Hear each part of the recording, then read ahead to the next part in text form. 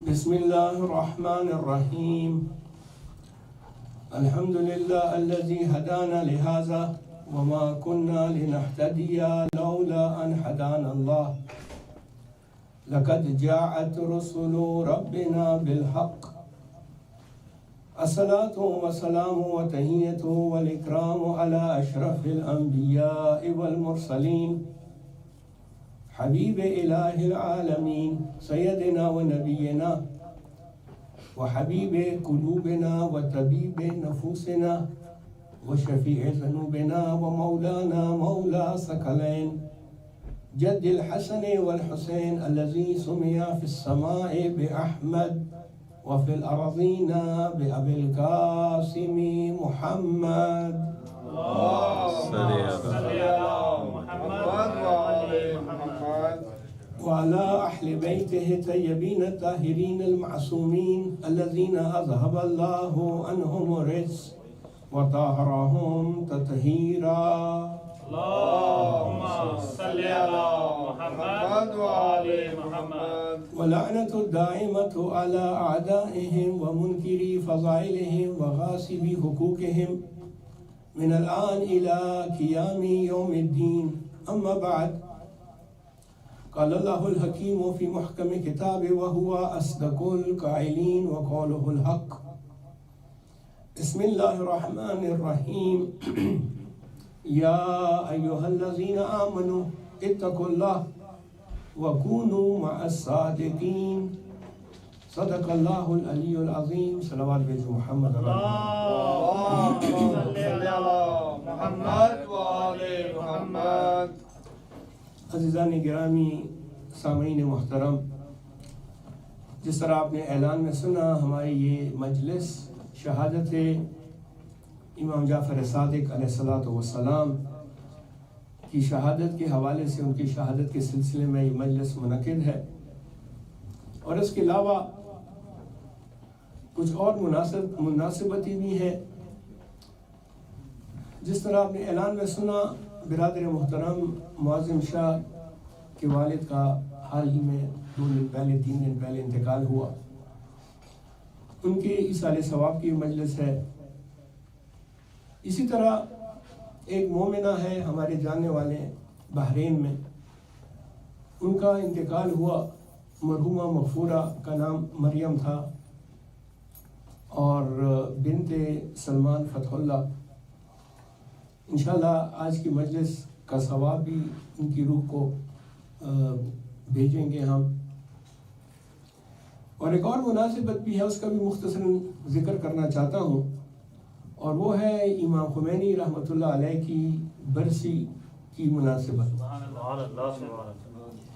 لہذا یہ چند مناسبتیں ہیں. میں ابتدا میں مختصراً ان مناسبتوں کا ذکر کروں گا، اور پھر دوسرے حصے میں امام علیہ السلام کی زندگی کے حوالے سے اور ان کی جو خدمات ہیں علم کے حوالے سے، وہ آپ کی خدمت میں مختصراً عرض کروں گا. مل کے درود بھیجے محمد اور آل محمد پر.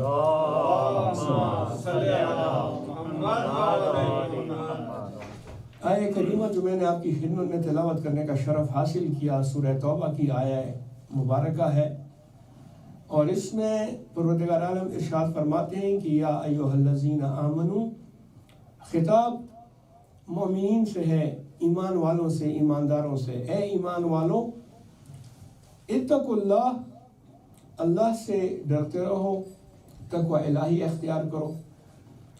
وَكُونُوا مَعَ الصَّادِقِينَ، اور سچوں کے ساتھ، صادقین کے ساتھ، صادقوں کے ساتھ ہو جاؤ. اگر ہم اس کا مصداق دیکھیں، اگرچہ آیہ کا مفہوم عمومی ہے، اے ایمان والو تقوی اختیار کرو اور سچوں کے ساتھ ہو جاؤ. خود بھی سچ بولو، اور جو لوگ سچ بولتے ہیں ان کے ساتھ دوستی بناؤ، ان کے ساتھ اپنا اٹھنا بیٹھنا رکھو. سچوں کے ساتھ ہو جاؤ، سچوں کے ساتھ رہو. لیکن سچوں کا جو سب سے بہترین مصداق ہے وہ امام جعفر صادق علیہ الصلوۃ والسلام.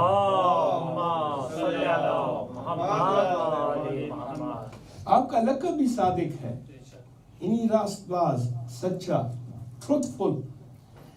امام علیہ السلام کا اسم مبارک جعفر ہے. جعفر کی عربی زبان میں کئی معنی ہیں. لغوی بات کر رہا ہوں، لغوی معنوں کے اعتبار سے. ایک معنی جو نحوی اور صرفی حضرات کرتے ہیں جعفر کا، وہ ہے نہر کے معنی میں، بہتا ہوا پانی، نہر. یہ ایک معنی ہے جعفر کا. اور اگر ہم امام علیہ السلام کے لقب کے حوالے سے دیکھیں تو جعفر صادق یعنی علم کا اور سچائی کا بہتا ہوا پانی، یہ لغوی معنی ہیں. اور ویسے دیکھا جائے تو امام علیہ السلام کی وہ شخصیت تھی کہ جس سے سب نے فیض اٹھایا، چاہے دہریے ہوں لادین ہوں، انہوں نے بھی امام علیہ السلام سے سوال و جواب کر کے فیض اٹھایا ہے. مختلف مکاتب فکر سے تعلق رکھنے والوں نے بھی امام علیہ السلام کے علم سے فائدہ اٹھایا ہے، جس کا میں ذکر دوسرے سے میں کروں. لیکن ابتدا میں اپنی طرف سے آپ تمام مومنین مومنات کی طرف سے برادر محترم معظم شاہ کو ان کے والد مرحوم مغفور سید صادق حسین شاہ ولد سید فضل حسین شاہ کی وفات کے سلسلے میں تعزیت پیش کرتا ہوں، اور ان کی تسلی کے لیے یہی عرض کروں گا کہ انا للہ و انا الیہ راجعون. ہم اللہ کی طرف سے ہیں اور ہماری بازگشت بھی انہی کی طرف سے، انہی کی طرف ہوگی، اللہ کی طرف ہوگی، کیونکہ ہم اللہ کی طرف سے آئے ہیں اور اسی کی طرف واپس بھی جائیں گے. سب کو مرنا ہے، لیکن وہ شخص کہ جو دنیا میں کچھ ایسا کام کرے کہ جو باقیوں کے لیے فائدہ مند ہو تو اس کو اچھے الفاظ میں یاد کیا جاتا ہے. آج ہم مرحوم کو اچھے الفاظ میں یاد کر رہے ہیں، ان کے لیے سارے ثواب کی مجلس کر رہے ہیں، کیونکہ مرحوم نے ساری زندگی محنت کی ہے، مشقت کی ہے. ایسا نہیں ہے کہ ایک شخص آج اس دنیا میں آتا ہے اور وہ ادھر ادھر کی بیکار زندگی گزار کے چلا جاتا ہے، اس کا کوئی پوچھنے والا نہیں ہوتا. لیکن کچھ ایسے لوگ ہوتے ہیں کہ جو محنت کرتے ہیں، مشقت کرتے ہیں. مرحوم سید صادق حسین شاہ بھی انہی لوگوں میں سے تھے، اور اس کا سب سے بڑا ثبوت انہوں نے جس طریقے سے اپنے اولاد کی تربیت کی. ہم تو معظم شاہ صاحب سے کافی عرصے سے واقف ہیں، ان کو مجلسوں میں دیکھتے ہیں، ہمیشہ پروگراموں میں دیکھتے ہیں، اور ان کی باقی جو مرحوم کی باقی جو اولاد تھی وہ بھی دنیاوی اعتبار سے، اخروی اعتبار سے حد کمال پر ہے.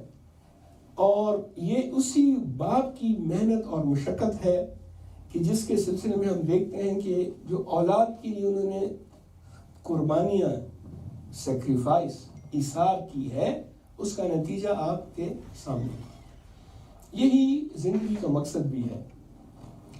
اور جب ہمارے درمیان میں سے، ہمارے عزیزوں میں سے کوئی دنیا سے چلا جائے تو ایسا نہیں ہے کہ بس اس کا چیپٹر کلوز ہو جائے اور آپ بھول جائیں. انسان ایک ایسا موجود ہے کہ جو بھولنے والا ہے، فراموش کار ہے، بھول جاتا ہے. لیکن ایسے بھی فرما بردار اولاد ہیں کہ جو اپنے مرحومین کو کبھی نہیں بھولتے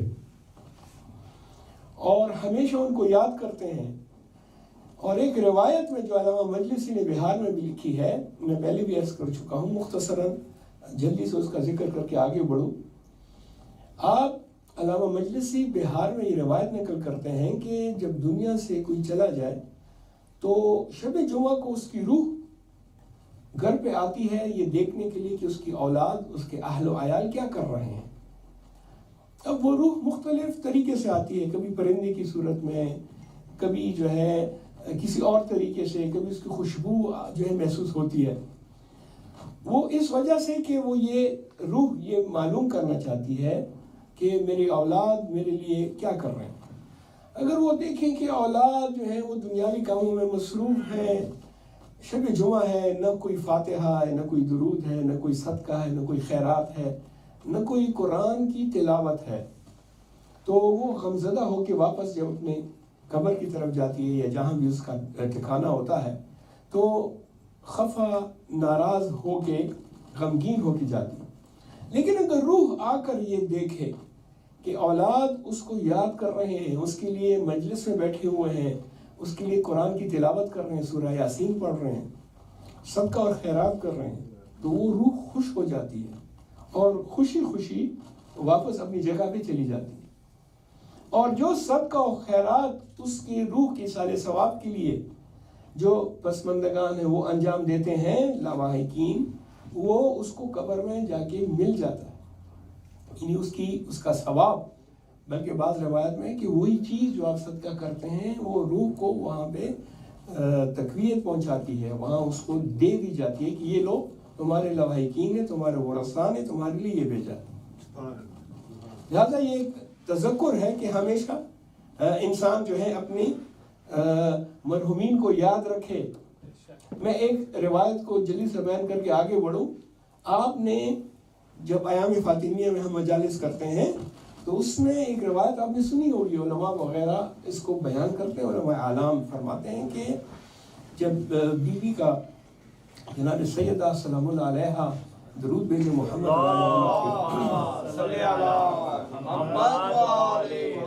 درود بھیجے محمد اور آل محمد،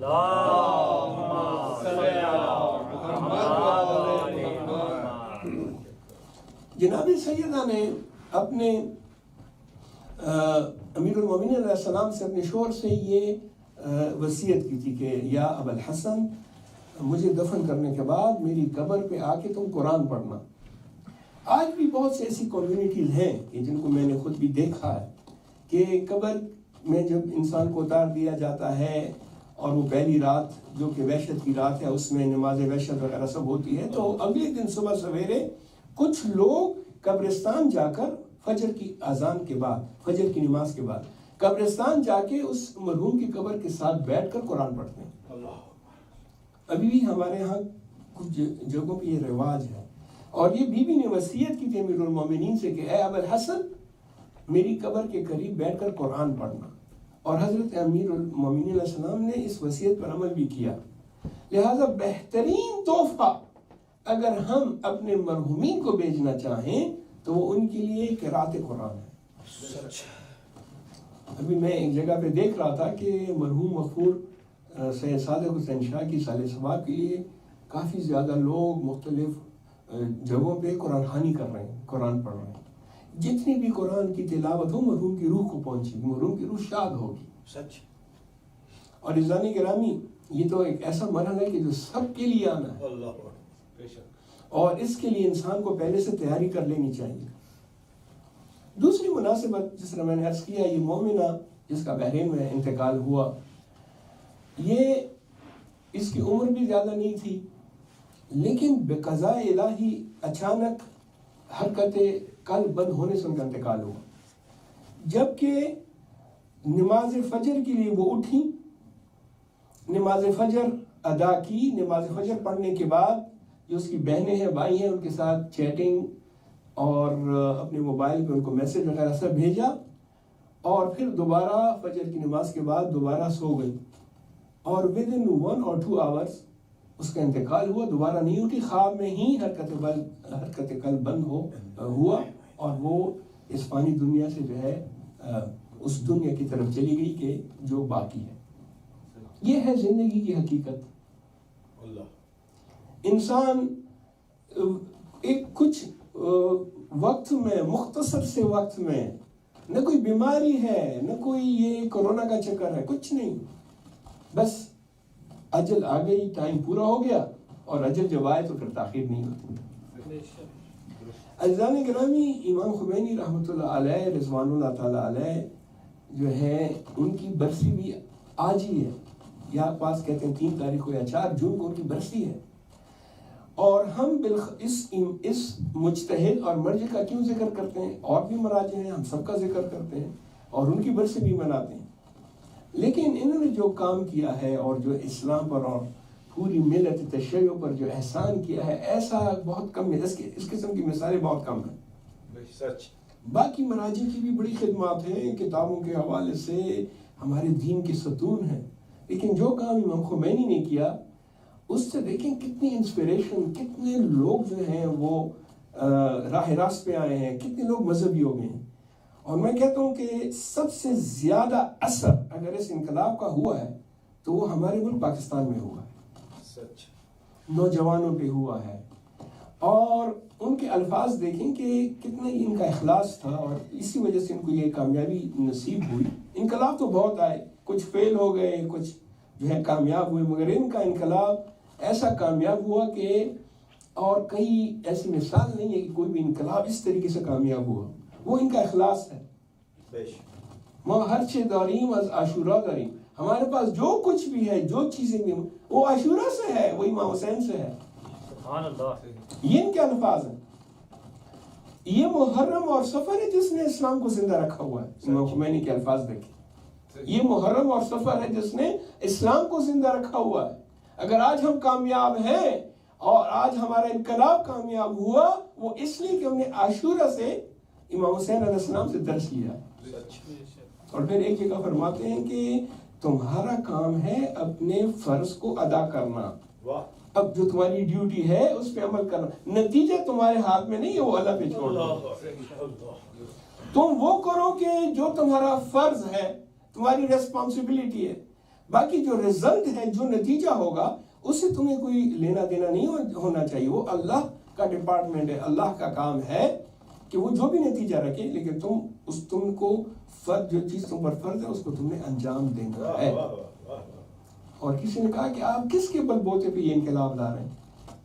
آپ کی فوج کہاں ہے؟ آپ کے ساتھ لوگ کہاں ہیں؟ آپ کا رائٹ ہینڈ اور لیفٹ ہینڈ کہاں ہے؟ فرماتے ہیں کہ میں تو اللہ کے بھروسے پہ یہ کام کر رہا ہوں. میرا جو تکیہ ہے اور میرا جو میں جس کے بھروسے پہ یہ کر رہا ہوں وہ تو اللہ تعالیٰ کی ذات ہے. اور جہاں تک میرے فوج کا تعلق ہے تو میری فوج ابھی گہوارے میں سو رہی ہے. ایک وقت آئے گا کہ یہ جب جوان ہوں گے، جب بڑے ہوں گے تو یہ میری فوج بنے گی، ابھی یہ چھوٹے ہیں. اور ایسے ہی ہوا. اللہ تعالیٰ ان کو اور باقی تمام مراج نظام جو دنیا سے جا چکے ہیں ان کو غریق رحمت فرمایا. اللہ تعالیٰ مرحوم مغفور سید صادق حسین شاہ کو غریق رحمت کرے. اللہ تعالیٰ اس مرحومہ مغفورہ کو، مریم بنت سلمان فتح اللہ کو غریق رحمت فرمائے. اور اللہ تعالیٰ حاضرین کے اور میرے اور جتنے بھی مومنین و مومنات دنیا سے جا چکے ہیں ان کو غریق رحمت اور جوار رحمت میں جگہ عنایت فرمائے. نبی بیج محمد اور علی محمد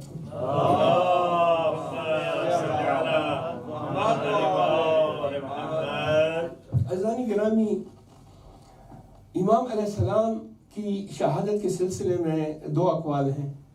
ایک قول کے مطابق آپ کی وفات، آپ کی شہادت وہ 15 شوال کو ہوئی، اور دوسرے قول کے مطابق جو زیادہ معتبر ہے وہ 25 شوال ہے. شوال کا مہینہ امام علیہ السلام کی شہادت کا مہینہ. آپ کی ولادت جو ہے وہ 17 ربیع الاول کی ہے، اور 83 ہجرہ میں آپ کی ولادت مدینے میں ہوئی. شہادت بھی آپ کی مدینے میں ہوئی 114 ہجری کو. 65 برس آپ کی عمر مبارک. ائمہ کی تاریخ میں دیکھیں تو سب سے زیادہ اگر کوئی امام زندہ رہا ہے، زیادہ دنیاوی زندگی گزاری ہے، تو وہ امام جعفر صادق علیہ السلام.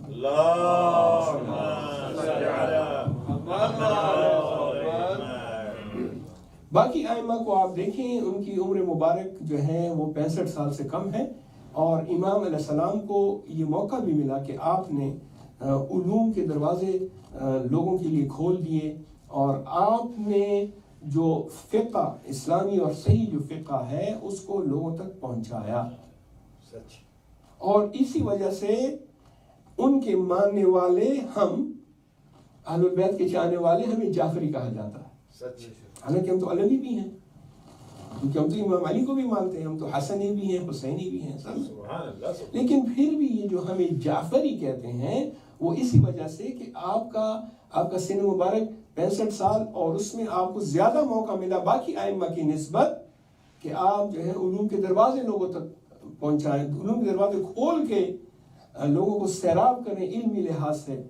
اور امام علیہ السلام نے ایک ایسا دانشگاہ، ایک ایسا مدرسہ، ایک ایسی یونیورسٹی بنائی مدینہ میں کہ جس کی شاخیں اور جس کے برانچز آج تک حوزے کی صورت میں، مدرسوں کی صورت میں پوری دنیا میں موجود ہیں. ہمیں ان کے نام سے منسوب کیا جاتا ہے کہ ہم فخر سے کہتے ہیں کہ ہم جعفری ہیں. ہم اس امام کے ماننے والے ہیں کہ جو بہتا ہوا پانی تھا، جو سچائی کا بہتا ہوا پانی تھا. اور امام علیہ السلام کو جو زیادہ موقع ملا اپنے لوگوں کو علوم تک پہنچانے کا، اس کی ایک وجہ یہ بھی ہے، تاریخی بات ہے، کہ ان کے زمانے میں جو دو بڑے فرعون تھے اس زمانے کے، بنی عباس اور بنی امیہ، یہ آپس میں اقتدار کی جنگ میں مشغول تھے.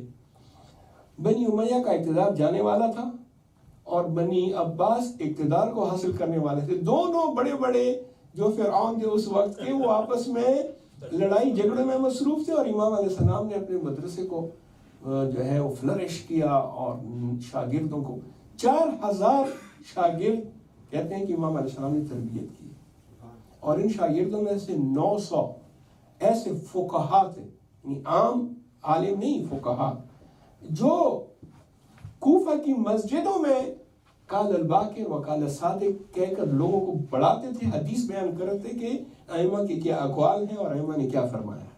سبحان اللہ۔ اور ان شاگردوں میں ضروری نہیں ہے کہ کوئی مسلمان، سب مسلمان تھے، مسلمان بھی تھے، غیر مسلمان بھی تھے، لہٰذا دہری بھی آئے، انہوں نے بھی امام علیہ السلام سے علم حاصل کیا، اور یہ جو علم حاصل کیا یہ صرف اسلام کا علم نہیں تھا بلکہ مختلف علوم۔ مجھ سے ایک صاحب نے سوال کیا کہ آپ کہتے ہیں کہ امام علیہ السلام مختلف علوم پڑھاتے تھے، لیکن آج کل حوضوں میں تو مختلف علوم نہیں پڑھائے جاتے، صرف فقہ اور حدیث اور تفسیر اور یہ چیزیں۔ تو کیا وجہ؟ جب امام علیہ السلام نے اس زمانے میں تمام علوم پڑھائے۔ آج بھی اگر دیکھیں مین چیز جو حوضوں کا ہے وہ علم کلام ہے، فقہ ہے، استنباط ہے، اصول الفقہ ہے، یہ مین چیز، لیکن اس کے علاوہ باقی چیزیں بھی پڑھائی جاتی ہیں۔ ہمیں جو ہے معلومات نہیں ہے، لیکن اگر آپ دیکھیں تو میں اس کا شاہد ہوں کہ جیومیٹری بھی پڑھائی جاتی ہے، میتھس بھی پڑھایا جاتا ہے، اور علم حیض بھی پڑھایا جاتا ہے، لیکن حوضہ جو ہے وہ بیسیکلی جو اس کا مقصد ہے وہ یہ حلال اور حرام ہے، اخلاقیات ہیں، لیکن بہت سے ایسے اساتید ہیں جو اس کے ساتھ ساتھ باقی چیزیں بھی پڑھاتے ہیں، اور باقی چیزوں کے لیے چونکہ اور مدرسے اور اسکول، انسٹیٹیوشن، یونیورسٹیز ہیں، لہذا لوگ باقی علوم حاصل کرنے کے لیے دیگر یونیورسٹی کی طرف جاتے ہیں، اور حوضے کی طرف وہ لوگ آتے ہیں کہ جو چاہتے ہیں کہ مذہب اور اسلام کا اور تھیولوجی کو سیکھیں، لیکن یہ نہیں کہ وہاں یہ نہیں پڑھائے جاتے۔ آج کل دروس جنبی کے نام سے بہت سے ایسے علوم ہیں، الہیات ہیں۔ اب دیکھیں جو ابھی آج کل کے علماء آ رہے ہیں، وہ ان کے پاس ڈاکٹریٹ کی ڈگری ہوتی ہے الہیات میں، قرآن میں اور مختلف چیزوں میں۔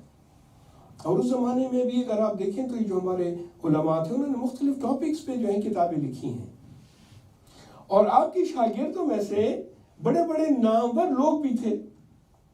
اب ایک نام جو کہ زیادہ مشہور ہے وہ ہے ابو حنیفہ کا۔ ابو حنیفہ جو ہے امام علیہ السلام کے شاگردوں میں سے، اس میں کوئی شک نہیں ہے، کیونکہ یہ سب مانتے ہیں اور ان کے دوست بھی مانتے ہیں، ان کے پیروکار بھی مانتے ہیں، اور ہم تو خیر کہتی ہیں کہ وہ امام کے شاگردوں میں سے تھے، کیونکہ ایک قول ان سے نقل کیا جاتا ہے جو کتابوں میں ہے کہ ابو حنیفہ نے کہا لولا سنتان لہلک نعمان، اس کا نام تھا نعمان ابن ثابت، ابو حنیفہ اس کی کنیت تھی، اگر وہ 2 سال میری زندگی میں نہ ہوتے کہ جس 2 سالوں میں میں نے امام جعفر صادق علیہ السلام کی شاگردی اختیار کر کے ان سے سیکھا تو میں ہلاک ہو جاتا۔ ان 2 سالوں کی جو تربیت تھی اور جو علم تھا امام علیہ السلام کے حوالے سے، اس نے مجھے بچایا ہلاکت سے۔ سوال، یہ بھی سوال بہت کامن ہے نوجوانوں کے درمیان بھی، اس لیے میں اس کو مطرح کرتا ہوں اور مختصر جواب دیتا ہوں۔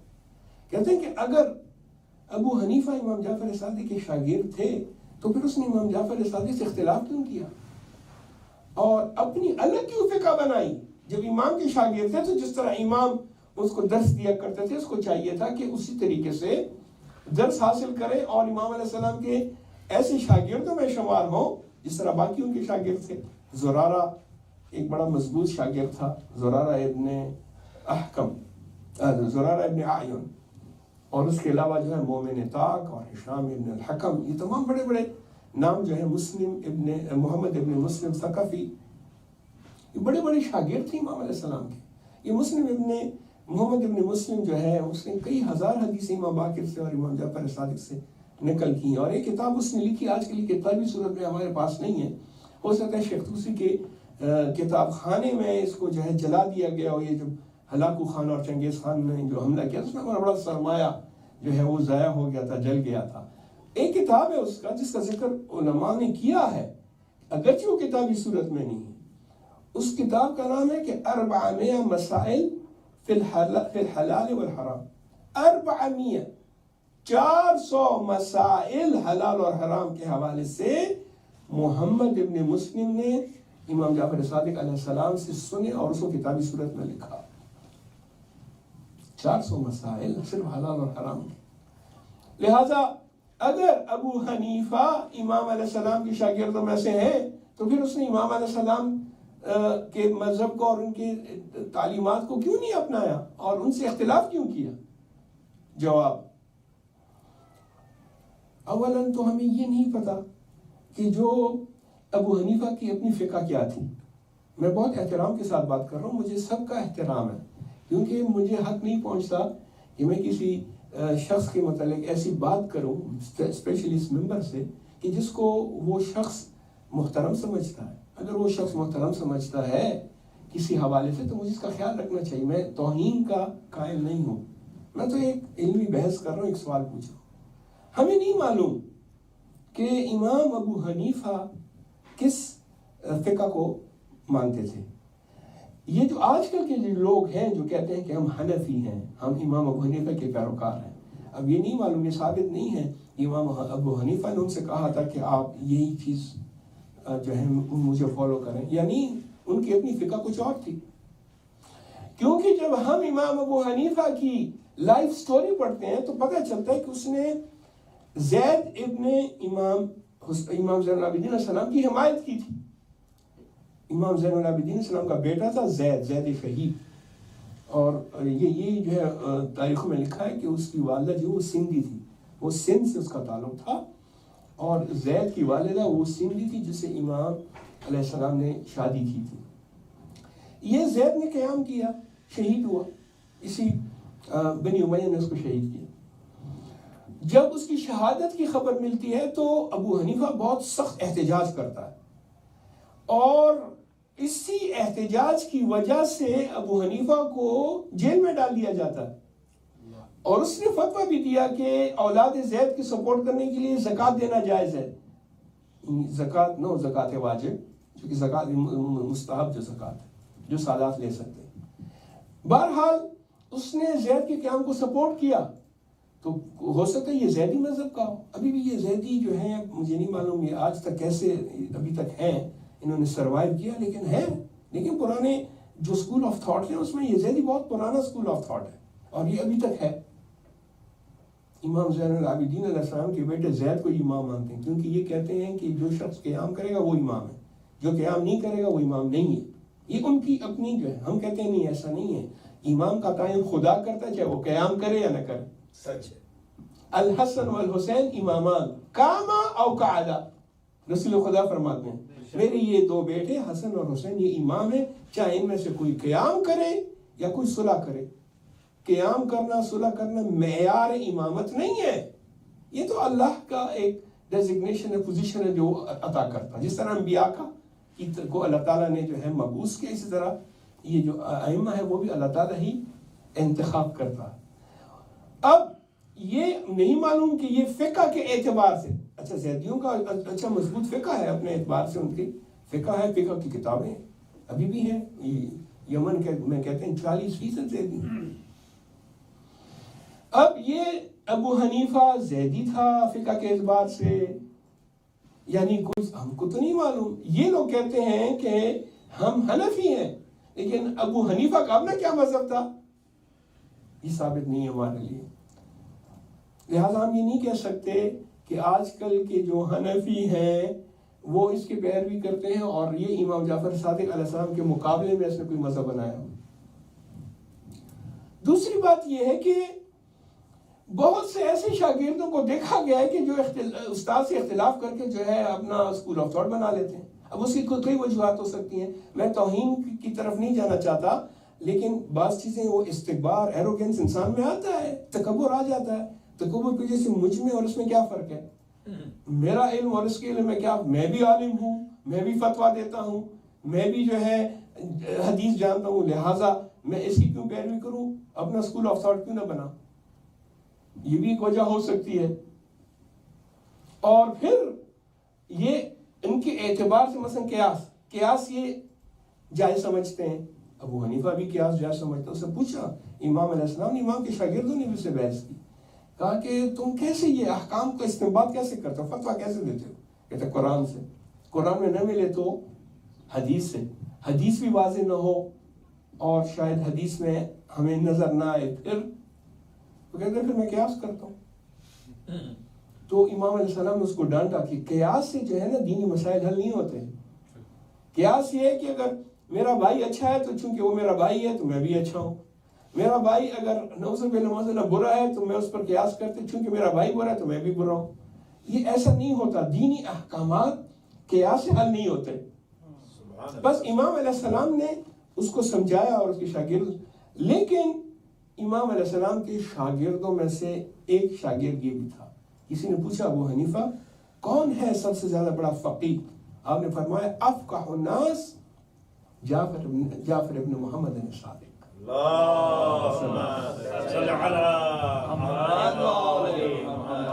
عزیزان گرامی، دوسرا مشہور شاگرد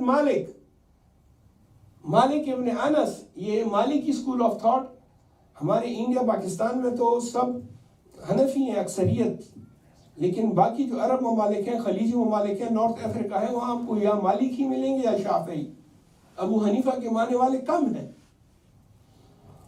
یہ مالک جو تھا یہ بھی امام علیہ السلام کے شاگردوں میں سے تھا۔ کسی نے امام علیہ السلام کے متعلق پوچھا، کہتا ہے کہ میں نے آج تک امام علیہ السلام کو ان تین حالتوں سے خالی نہیں دیکھا۔ جب بھی امام کو دیکھا، یہ مالک کہتا ہے، جب بھی امام کو دیکھا یا تو وہ نماز پڑھ رہا ہے، یا پھر وہ روزے کی حالت میں، یا پھر وہ کسی کو علم تعلیم کر رہا ہے، علم دے رہا ہے۔ ان تین حالات کے علاوہ میں نے امام کو نہیں دیکھا۔ یہ ہے امام علیہ السلام کی شخصیت۔ اب امام علیہ السلام کا جو درس تھا اس میں سب آتے تھے، اس میں ایسے لوگ بھی آتے تھے کہ جو خدا کا انکار کرتے تھے۔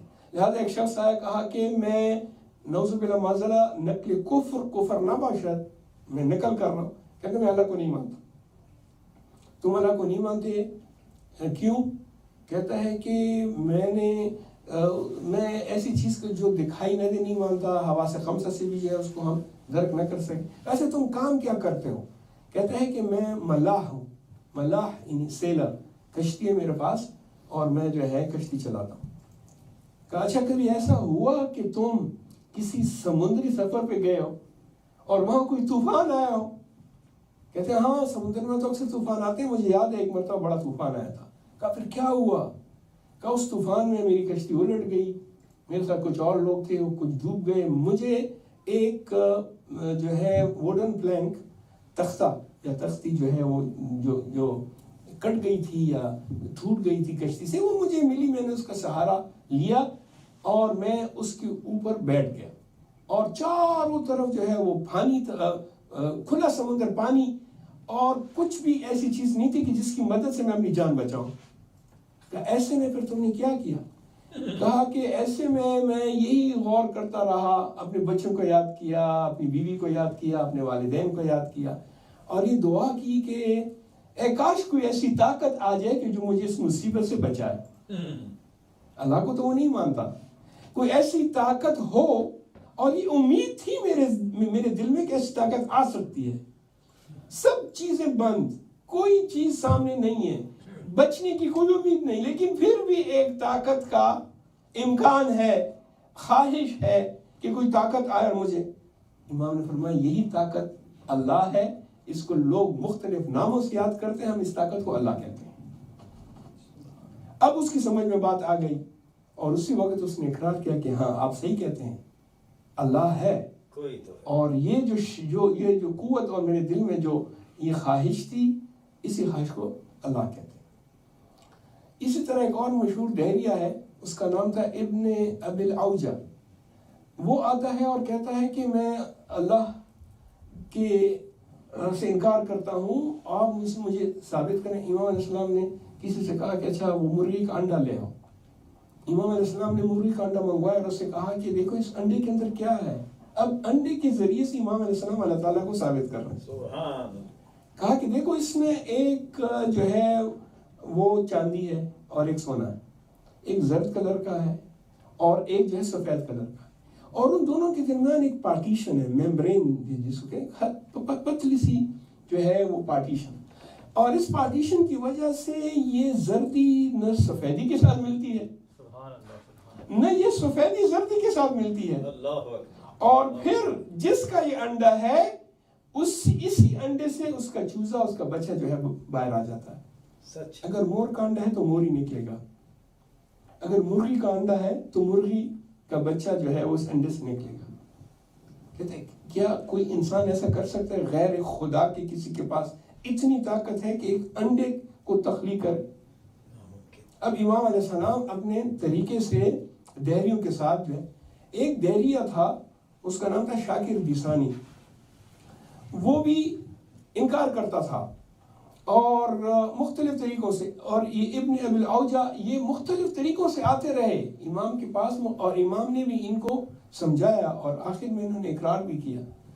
تو ایسے ہی جو ہے شاکر دیسانی کہتا ہے کہ آپ کہتے ہیں اس نے کیا کیا کہ کچھ پانی لیا اور کچھ مٹی لی، اس کو ملایا اور اس کا جو ہے وہ کیچڑ بنایا اور اس کو جا کے سورج کے سامنے رکھ دیا، تو چند دنوں کے بعد اس میں جو ہے وہ کیڑے بن گئے۔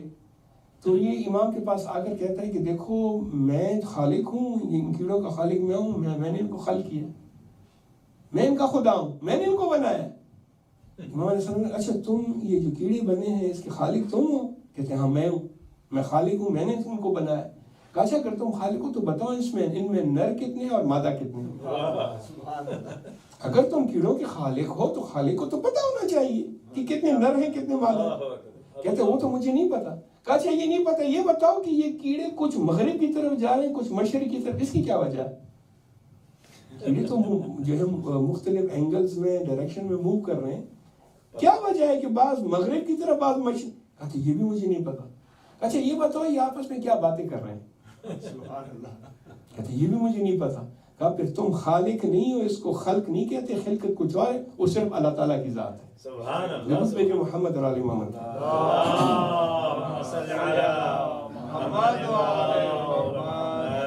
بات کو مختصر کروں، آپ کے زحمات کو بھی تمام کروں۔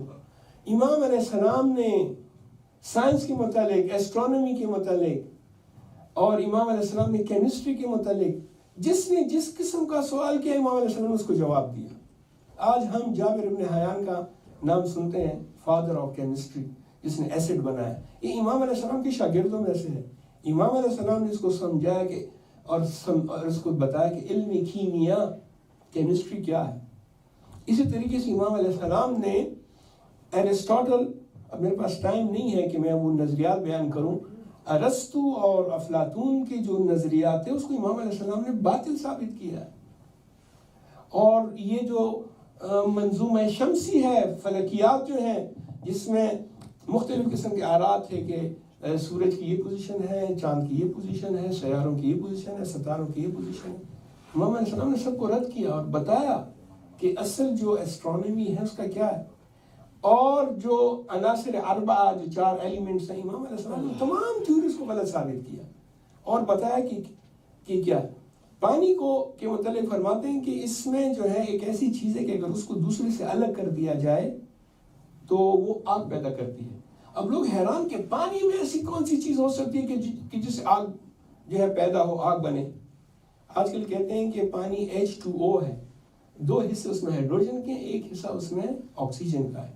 اگر اس آکسیجن کو ہائیڈروجن سے الگ کیا جائے تو ہائیڈروجن خود جو ہے تباہی اور آگ برپا کر سکتا ہے، آگ بنا سکتا ہے۔ یہ ہائیڈروجن بوم جو ہے، دیکھیں امام علیہ السلام نے اس زمانے میں جو سائنٹیفک چیزیں بیان کی وہ بڑی انٹرسٹنگ ہے۔ میں چونکہ میرے پاس وقت بھی نہیں ہے، میں اس میں ڈیٹیل میں نہیں جاتا، لیکن بہت سے اسکالرز نے یورپ میں اور ویسٹ میں امام علیہ السلام کی احادیث پر تحقیق کی ہے۔ امام علیہ السلام نے جو کہا ہے اس کو دیکھنے کے لیے انہوں نے ایکسپیریمنٹس کیے ہیں اور اس نتیجے پہ پہنچے کہ امام نے 1400 سال پہلے، 1300 سال پہلے جو کہا تھا وہ 100% وہی درست ہے، وہی سچا اور وہی جو ہے صدق ہے، جو کہ امام علیہ السلام کا لقب بھی صادق ہے۔ اور یہ تحقیق ابھی تک جاری ہے۔ فرانس میں ایک یونیورسٹی ہے، وہاں انہوں نے تقریباً کوئی 10 12 14 کے قریب اسکالرز کو جمع کیا، سائنٹسٹ کو، اور انہوں نے بیٹھ کر کہا کہ امام نے ایسا کیوں کہا؟ امام نے کیوں کہا کہ جب ماں اپنے بچوں کو سلاتی ہے تو لیفٹ سائڈ پہ سلائے، اپنے جو ماں کا جو لیفٹ سائڈ ہے وہ، انہوں نے اس کو کیونکہ امام نے کہا ہے، اب ان کو یہ پتہ سمجھ میں آ گیا کہ دل جو ہے وہ لیفٹ کی طرف ہوتا ہے، وہ دھڑکتا ہے، اور بچہ جو ہے وہ ماں کی دل کی دھڑکنے سے آشنا ہوتا ہے، مانوس ہوتا ہے۔ اسی طرح امام علیہ السلام کے باقی جو کنٹریبیوشنز ہیں سائنس کی طرف، اور امام علیہ السلام کا علم جس طریقے سے امام علیہ السلام نے پھیلایا، لیکن جو بنی عباس تھے انہوں نے امام علیہ السلام کا یہ علم کا پھیلانا اور ان کا مدرسہ حسد کی وجہ سے امام علیہ السلام کے خلاف ہمیشہ کبھی کسی بہانے سے امام کو بلاتے تھے، کبھی کسی اور بہانے سے۔ یہ منصور جو کہ امام علیہ السلام کے زمانے میں، بس میں ربط مصائب دیتا ہوں، منصور جو کہ امام علیہ السلام کے زمانے میں عباسی خلیفہ تھا، وہ امام کو بلا کر کہتا تھا مجھے اطلاعات ملی ہے، معلومات ملی ہے کہ آپ ہمارے خلاف اسلحہ جمع کر رہے ہیں، آپ جو ہیں ہمارے خلاف قیام کرنا چاہتے ہیں۔ امام کہتے ہیں ایسی بات نہیں ہے، جس نے بھی اطلاع دیا غلط دی ہے، ایسی کوئی بات نہیں۔ پھر یہی منصور ایک مرتبہ دربار میں تھا، امام بھی موجود تھے، تو ایک مکھی ہاؤس فلائی اڑتی ہوئی آئی اور اس نے منصور کو تنگ کرنا شروع کیا۔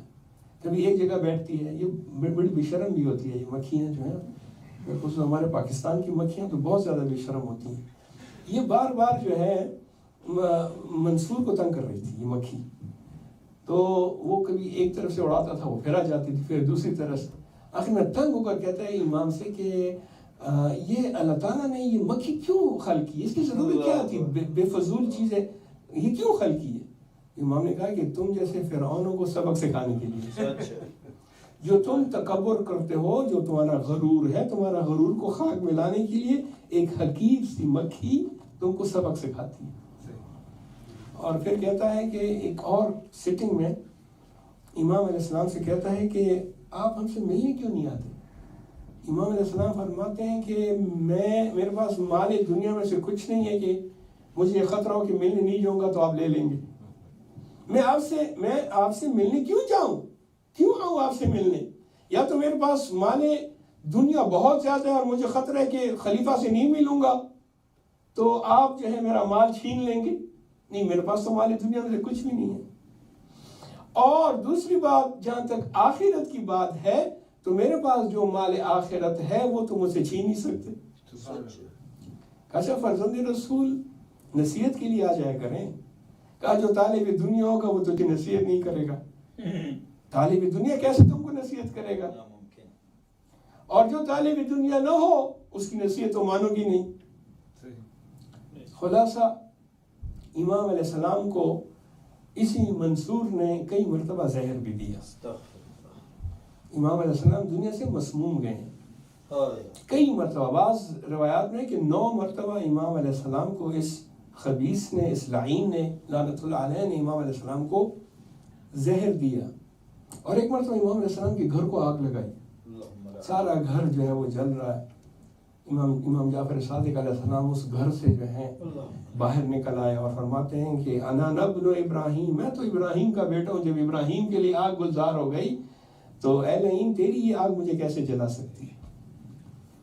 بس یہ جو آخری مرتبہ امام کو زہر دیا گیا تو امام پر زہر کا اثر ہوا اور امام علیہ السلام دنیا سے جا رہے ہیں اب بھی دنیا کی طرف۔ عزیزان گرامی، ایسے میں امام علیہ السلام نے وصیتیں کی، 2 وصیتیں بڑی مشہور ہیں۔ پہلی وصیت کی کہ صلہ رحم کے متعلق، امام فرماتے ہیں میرا فلاں کزن ہے، اس کو اتنا پیسہ دو۔ راوی کہتا ہے کہ میں نے کہا کہ فرزند رسول اس نے آپ کے خلاف تلوار کھینچی تھی، کہاں یہ اس کا فعل تھا، لیکن چونکہ وہ میرا رشتہ دار ہے، امام حسن کی اولاد سے ہے، لہٰذا میں صلہ رحم کرنا چاہتا ہوں، اتنا مقدار، اتنا پیسہ اس کو دے دو۔ اور دوسری وصیت امام علیہ السلام نے کی کہ لا ینال شفاعتنا من استخف بالصلاۃ، جو شخص بھی نماز کو ہلکا سمجھے ہماری شفاعت اس کو حاصل نہیں ہوگی۔ ہم شفاعت نہیں کریں گے ان کی کہ جو نماز کو اہمیت نہ دے، نماز کو ہلکا سمجھے، امام علیہ السلام دنیا سے چلے گئے. امام حسین کاظم علیہ السلام نے اپنے بابا کو غسل دیا, اپنے بابا کو کفن پہنایا, امام علیہ السلام کو کی تدفین کی, امام علیہ السلام کو دفن کیا. لا یوم کا یوم کا یا ابا عبداللہ, اے ابا عبداللہ آپ جیسا دن, عاشور جیسا دن کہیں بھی نہیں تھا. یہ وہ دن تھا کہ امام علیہ السلام ایک مرتبہ بالکل تنہا رہ جاتے ہیں. فنظر الی الیمین والشمال, ایک طرف دیکھا امام علیہ السلام کہ کوئی یار و انصار نہیں ہے, دوسری طرف دیکھا کوئی یار و انصار نہیں ہے. فرماتے ہیں حل من ناصر ینصرنا, ہے کوئی جو مجھ غریب حسین کی مدد کرے؟ بس کوئی جواب نہیں آیا. بس امام علیہ السلام نے ذوالجناح کو تیار کیا, ذوالجناح پہ تشریف لے گئے. امام علیہ السلام وعدہ نبھانے کے لیے مقتل کی طرف جا. عزیزان گرامی, ایک مرتبہ ذوالجناح رک جاتا ہے, ذوالجناح آگے نہیں بڑھتا. امام نے جب دیکھا ذوالجناح کے پاؤں سے ایک چھوٹی بچی لپٹی ہوئی ہے, کہتی ہے اے ذوالجناح میرے بابا کو مقتل مت لے کر جانا, آج صبح سے جو بھی مقتل گیا واپس نہیں آیا. امام علیہ السلام نے چھوٹی شہزادی کو گود میں اٹھایا, پیار کیا اور خیمہ گاہ میں خواتین کے سپرد کیا.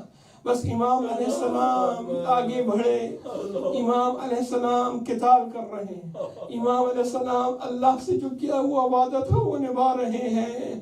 ایک ایسا وقت آیا, اب امام گھوڑے پر نہیں ہے, امام زین سے زمین پہ تشریف لاتے ہیں. بس ایک مرتبہ آواز آتی الا ذبح الحسین بکربلا, الا قتل الحسین بکربلا. آخری روایت سنے, التماس دعا. ذوالجناح امام حسین علیہ السلام کی شہادت کی خبر لے کر خیام کی طرف آتا ہے. اب جب بیویوں نے دیکھا ذوالجناح خیام کی طرف آیا, چاروں طرف سے ذوالجناح کے ارد گرد بیویوں نے حلقہ بنایا. ایک بیوی پوچھتی ہے اے ذوالجناح تیرا سوار کہاں ہے؟ دوسری بیوی نے کہا ذوالجناح میرا بابا کہاں ہے؟ کسی نے کہا ذوالجناح میرا بھائی حسین کہاں ہے؟ ایک مرتبہ چھوٹی سکینہ آگے بڑھی, ذوالجناح کے کان کے پاس کہا یا جواد العبی, اے میرے بابا کے گھوڑے, جب میرا بابا مقتل میں جا رہا تھا تو پیاسا تھا, یہ تو بتا کہ آخر وقت میں میرے بابا کو پانی پلایا گیا یا نہیں؟ الا لعنت اللہ علی القوم الظالمین. بس یعلم الذین ظلموا علی محمد ایام منقلبون. الہی بحق محمد وانت المحمود, بحق علی وانت العلی العلی, بحق فاطمہ وانت فاطر السماوات والارض, بحق حسن وانت المحسن, بحق حسین وانت قدیم الاحسان. بار اللہ اس مختصر اور قلیل عزاداری عبادت کو ہم سب سے قبول منظور فرما. اس مجلس کا ثواب حاضرین کے مرحومین بالخصوص مرحوم مغفور سید صادق حسین شاہ والد سید فضل حسین شاہ کی روح تک پہنچا. اس مجلس کا ثواب مرحومہ مغفورہ مریم بنت سلمان فتح اللہ کی روح تک پہنچا. اس مجلس کا ثواب امام خمینی رحمۃ اللہ علیہ اور باقی مراج اعظام جو دنیا سے چل چکے ان کی ارواح تک پہنچا. تجھے واسطہ تیرے عزت و جلال کا, بار اللہ ہم گنہگار ہیں, خطا کار ہیں, ہمارے گناہوں کو معاف فرما, ہمارے علم تقویٰ اور ایمان میں اضافہ فرما. بار اللہ مرحوم سے صادق حسین شاہ کے لواحقین پسماندگان و رسا کو صبر جمیل عطا فرما. اور یہ جو بیماری جس نے پوری دنیا پر اثر کیا ہوا ہے, اس بیماری کو جلد سے جلد نیست و نابود فرما. مومنین اور مومنات, مسلمین اور مسلمات اور تمام دنیا کے انسانوں کو اس بیماری کے شر سے محفوظ فرما. تجھے واسطہ تیرے عزت و جلال کا ہماری عاقبت اور آخرت بخیر فرما. بروز قیامت ہم کو محمد علیہ السلام کی شفاعت نصیب فرما. تجھے واسطہ تیرے عزت و جلال کا امام زمان علیہ السلام کے ظہور میں تعجیل فرما, ہمیں ان کے اعوان اور انصار میں شمار فرما. وعلی ارواح المؤمنین والمؤمنات بالخصوص الى روح المرحوم سید صادق حسین شاہ والد سید فضل حسین شاہ, امام خمینی, دیگر مراج اعظام, مرحومہ مغفورہ مریم بنت سلمان فتح اللہ اور حاضرین والنٹیئرز بالخصوص ان کے مرحومین کے لیے. رحم اللہ من قرأ سورۃ المبارکۃ الفاتحہ مع الصلوات.